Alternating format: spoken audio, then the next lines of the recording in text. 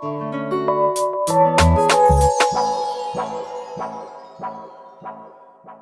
tout d'abord, c'est une catastrophe, évidemment, qui est parmi les plus grandes catastrophes de l'histoire. En plus, c'est une catastrophe qui frappe de plein fouet l'un des pays les plus vulnérables. Haïti a toujours été considéré comme un pays extrêmement vulnérable, exposé en fait aux catastrophes naturelles.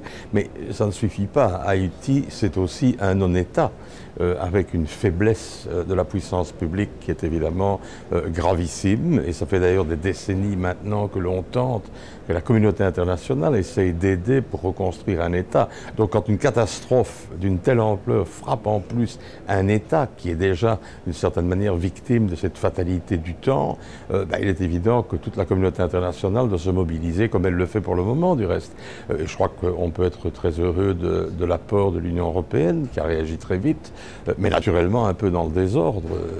Ceci dit, 430 millions d'euros qui ont été promis, dont une bonne partie va être dans le fond dégagée très rapidement, c'est quand même une fois de plus la preuve que l'Europe est le premier donateur du monde. Alors que faut-il faire au niveau européen? Je crois qu'il faut reprendre rapidement l'idée de Michel Barnier, qui dans un rapport avait proposé de mutualiser les moyens. C'est d'ailleurs une idée que Guy Verhofstadt, le président du groupe ADLE, l'ancien Premier ministre de Belgique, avait proposé déjà en 2003, c'est-à-dire mettons ensemble nos moyens logistiques, nos moyens humains, et quand une catastrophe de cette ampleur survient, réunissons immédiatement les 27 pays européens et décidons ensemble de mobiliser des ressources humaines, des ressources logistiques pour immédiatement aller porter l'aide de l'Europe sur le terrain. Donc le ministre belge du Développement a fait cette proposition au Conseil des ministres européens.